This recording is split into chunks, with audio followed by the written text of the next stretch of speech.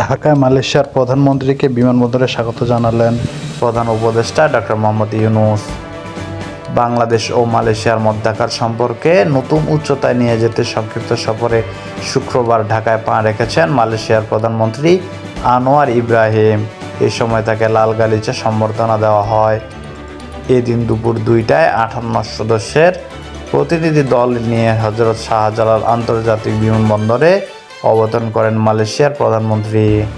প্রধান উপদেষ্টা অধ্যাপক মোহাম্মদ ইউনূস তাকে অভ্যর্থনা জানান।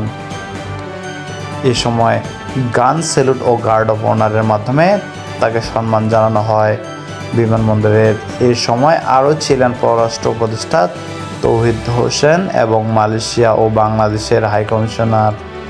প্রায় এক দশক পর মালয়েশিয়ার কোনো প্রধানমন্ত্রী বাংলাদেশ সফর করলেন। গত 8 আগস্ট অন্তর্বর্তীকালীন সরকার গঠনের পর এটি বাংলাদেশে কোনো সরকার প্রধানের প্রথম সফর।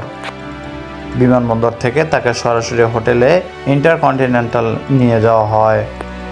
একই হোটেলে প্রধানমন্ত্রী ইব্রাহিম ও প্রধান উপদেষ্টার দ্বিপাক্ষিক বৈঠক অনুষ্ঠিত হবে।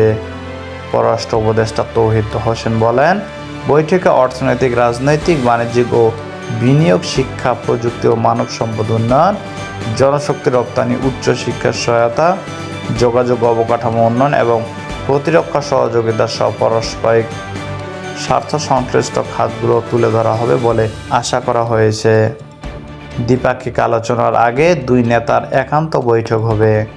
অধ্যাপক ইউনূস মালয়েশিয়ার প্রধানমন্ত্রীর সামনে চা নাস্তা পর্বের আয়োজন করবেন। মালয়েশিয়ার প্রধানমন্ত্রী রাষ্ট্রপতি মোহাম্মদ শাহাবুদ্দিনের সঙ্গেও সাক্ষাৎ করবেন।